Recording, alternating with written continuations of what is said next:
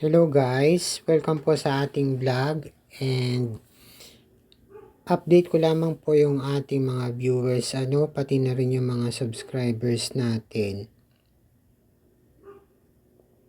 Kasi po ay di tayo gaanong nakakapag-vlog kasi about dun sa schedules natin kasi halos gabi na tayo lumalabas and may share lamang akong ilang stories. And kasi nga po ay yung tema ng ating content ay actually ay hindi ko naman gusto pero hindi ko naman sinasabing na hindi ko gusto pero actually ay may nag-advise sa ating kaibigan na syempre alam mo naman medyo delikado para sa ating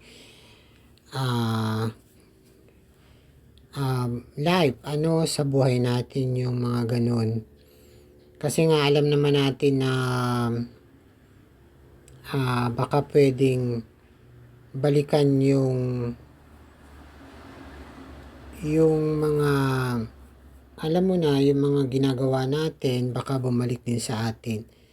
So guys, medyo nag-stop muna tayo at saka nahihirapan din nga ako But anyway guys, meron lamang tayong pag-uusapan na mga ibang matters tungkol sa iba't ibang mga phenomenon about anything under the sun. So lately nga ay wala naman tayong sakit so maayos naman tayo and thank God at yung dati nating sakit na nararamdaman ay nagamot naman na natin so hindi na siya bumabalik. Yun nga ang ating yun yung ating bukol sa ulo nagawa naman ng hindi pangkaraniwan. So lumiit na lang ng lumiit So mabuti naman at hindi cancerous ito But anyway guys, may suspect talaga ako na sabi nga kulam daw ito kasi yung kaibigan natin ay may isa tayong kaibigan na kinulam din So marami akong guys na suspect sa pero hindi ko lang alam pero maraming pwedeng options tayo kung bakit tayo nakulam. So maaring dun sa mga ginagawa din natin guys dun sa mga lifestyle din natin and syempre dun sa mga pwedeng mga kinakausap natin. So sa ngayon nag-iingat na nga tayo dun sa mga kinakausap natin kasi hindi natin alam na maaring may nalalaman yung mga nakakausap natin sa paligid. So kailangan nating mag-ingat sa mga ganung bagay. And yun nga ang pagkakasakit ko ay para sa akin ay isang calling din kasi siguro alam mo na kailangan nating more on palinawin yung ating spiritual faith or yung ating spiritual warfare. Hindi naman mahalaga guys yung araw-araw ka sa simbahan or talagang ang importante guys ay yung talagang bukas sa loob mo at saka isa kang mabuting tao so wala kang mga ginagawang hindi magaganda. So yun guys ang importante, hindi yung alam naman natin kung yung alam mo na yung pakitang tao ka lang. Ang importante guys yung isa kang mabuting tao and marami kang natutulungan, tumutulong ka ng sincere at guys actually ay wala naman tayong sakit kaya hindi tayo nakakapag-vlog. Actually ay nahihirapan lang tayo dun sa ating schedule kasi nga very hectic yung schedule natin. Gabi na tayo halos lumalabas. And because tanghali tayong gumigising and lagi kasi tayong puyat din. So guys, hindi nga tayo nakakapag-vlog But anyway guys, alam naman natin na ang vlog ko ay tungkol sa ngayon ay yung mga kanta, yung mga cover songs kasi may talent tayo sa pagkanta. And about dun sa pagbablog natin ay sinisingit lang natin yung about mga kababalaghan and hindi lang mga kababalaghan guys. So sa ngayon nga ay wala pa tayong content. Yung about anything random content so maganda rin yun. So kailangan nating mag-experiment sa iba't ibang mga content hindi lang isang niche yung tinatawag na niche. But anyway guys, pag-usapan natin ang pagbablog So bali yung pagbablog na natin dito sa YouTube ay umabot na tayo ng 2 years. So nagpapasalamat din ako and meron na rin tayong mga na-achieve and nakakapag-upload na rin tayo ng short videos although hindi natin naisingit. And guys, yung mga videos natin ay almost 20 minutes to 30 minutes kasi mahahaba yan. So sabi nga nung nanonood na kaibigan natin na puyat daw siya kanonood ng vlog natin dito sa YouTube kasi nga almost 30 minutes yung pinanood niya na video natin. But anyway guys, nagpapasalamat din ako dahil kahit paano ay maganda yung standing natin sa pagbablog lalo na dun sa ating Facebook account na meron tayong 5,3 followers at iba pang mga achievements. And sana magtuloy-tuloy and syempre maganda yung standing natin sa Facebook kasi maganda yung ating engagement or professional dashboard and gumawa rin tayo ng mga precautions upang hindi ma-hack yung account natin kasi dati ay na-hack yung account natin dahil dun sa napindot nating link na isa palang hacker So guys, nag-iingat-ingat tayo kasi muntik na nating hindi mabawi yung account natin na pinaghirapan natin. But anyway guys, dun sa pagbabloging ay syempre matagal ko talagang gusto na mag-YouTube kasi gusto ko may sarili akong YouTube channel. And guys, nahirapan tayo kasi sabi ko hindi ko alam ang outcome nito kasi first time kong mag-YouTube, wala naman tayong nagko-coach sa atin. So ang ginawa nga natin nun ay syempre pinag-aralan natin yung mga bagay-bagay hindi lang naman tayo bigla na lang sumabak sa pagbablog sa YouTube. Doon nga tayo unang nag-vlog and dun sa Facebook ay nagsimula na rin tayo mag-upload ng Reels. Kasi kahit paano ay gusto naman natin kumita kasi mataas yung followers natin sa Facebook.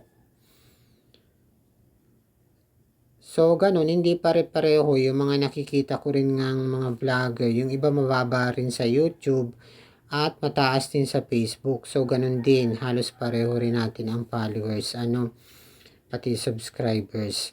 So, guys, hindi talaga pare-pareho, And sa pagbablog nga ay halos dumaan din tayo sa butas ng karayom kasi nagkaroon tayo ng mga violations sa ating unang YouTube channel kasi hindi natin alam kung paano ba yung mga guidelines nung una at ngayon ay alam na natin so madali na tayong nakakapag upload kasi alam na natin yung mga pasikot-sikot and hopefully guys ay gusto ko lang talagang mag-success maski dun sa Facebook natin kasi doon na tayo nagba-vlog ngayon and dito rin sa YouTube so guys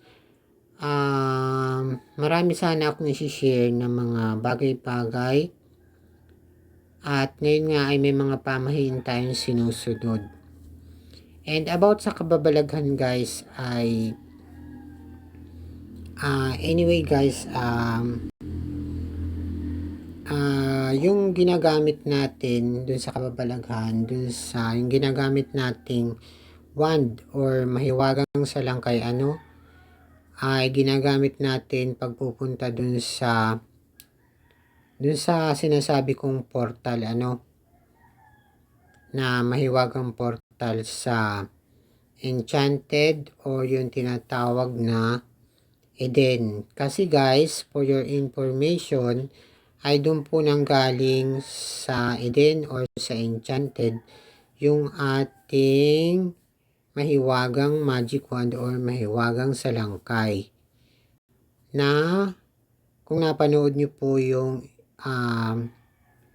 Telepantasya ay yun po ang ginagamit nila sa pagpasok dun sa portal. At yun po talaga ang meron ako sa pagkakaalam ko po, ako po ang meron nito. Wala pa pong iba. Kasi nga po, matagal na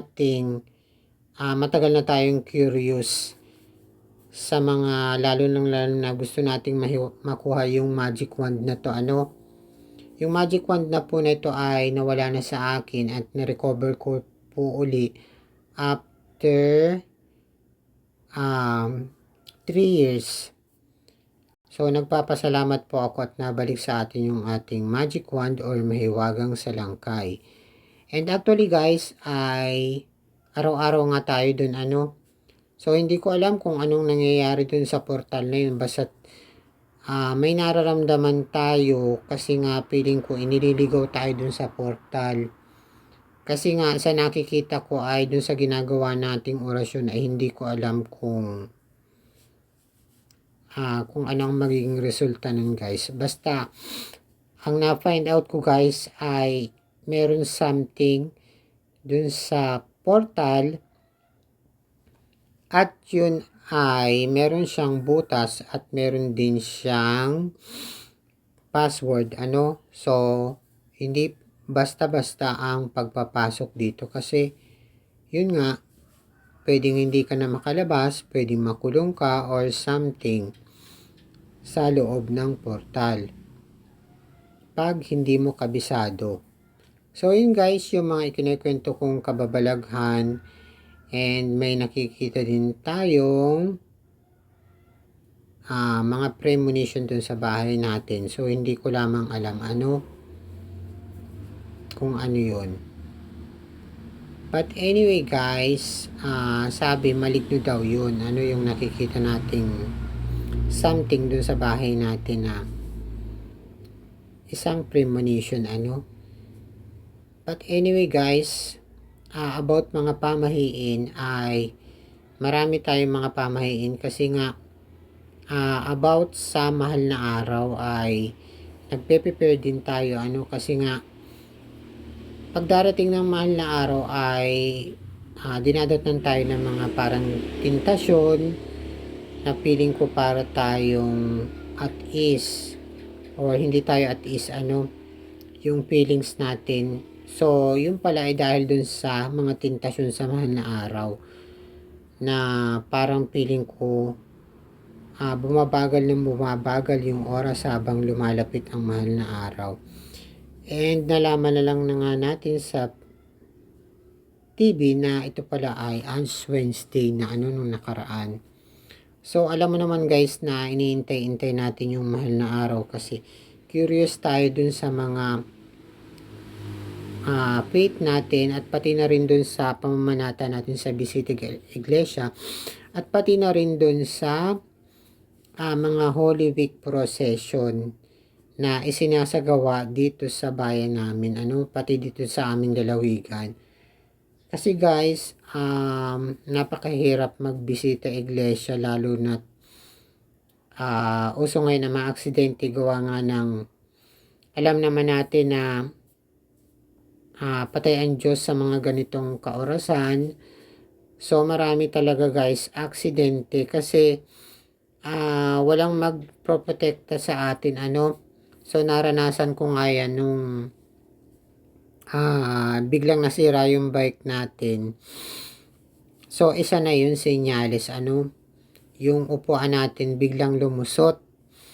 So buti na lang nagawan ko ng paraan, kung di baka maglakad ako nasa ilang pa naman tayo ng gubat.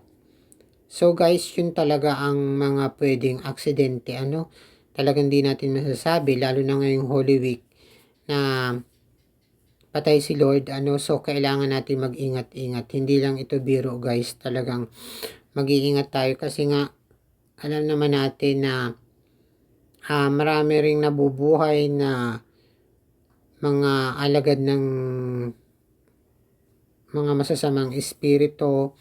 So, hindi natin alam yung kalaban natin sa mga ganitong kaorasan. And marami ring nabubuhay na mga hindi magagandang mga elemento na pwede sa ating magbigay ng kamalasan or marami pang iba. But anyway guys, about dun sa pagbabag natin ay stop muna tayo dun sa mga kababalaghan, although isisingit ko pa rin.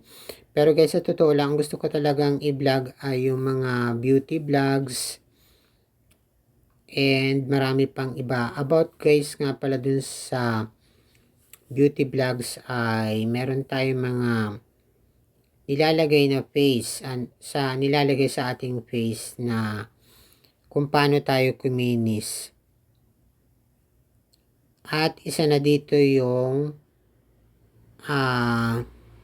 cream sa face natin, saka meron din tayong ginagamit na lotion and SPF 90 na pwede sa mukha at pwede sa face na na-order sa online So yun guys ang ginagamit natin kung bakit kuminis at nawala yung ating mga wrinkles. And gumagamit din tayo ng lotion na hyaluronic acid na na-order natin sa online. At doon din tayo naka-order ng mga imported na mga tsinelas na galing pa ng ibang bansa na na-order din natin sa online. But anyway guys, ang gusto kong i-vlog sana ay yung mga about food and marami pang iba. And about din sa mga kung ano-anong bagay. Tulad nung travel, bukod lang sa travel kasi nga magastos ang travel nga And magastos din yung ginagawa nating pagbablog.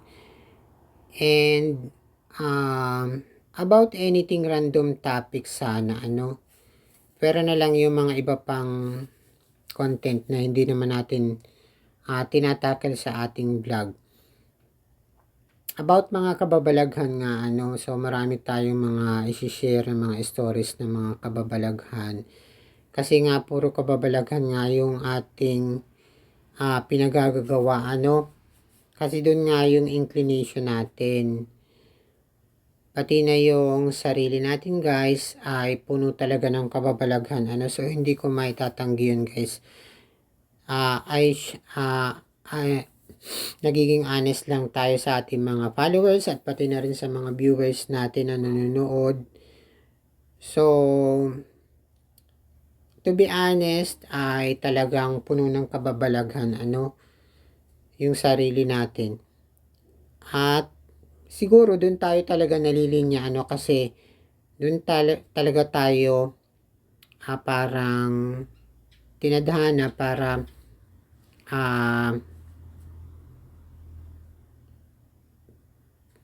siguro talagang doon tayo ng katakda kasi yun ang guhit ng palad natin. But anyway guys, lately pa ay meron pa tayong mga ginawang iba pang kababalaghan na hindi ko na itatakil kung ano yun. But anyway guys ay maraming ang unseen forces na mga kababalaghan na hindi natin maipaliwanag dito sa mundo natin. Isa na dito yung mga na-experience ko. And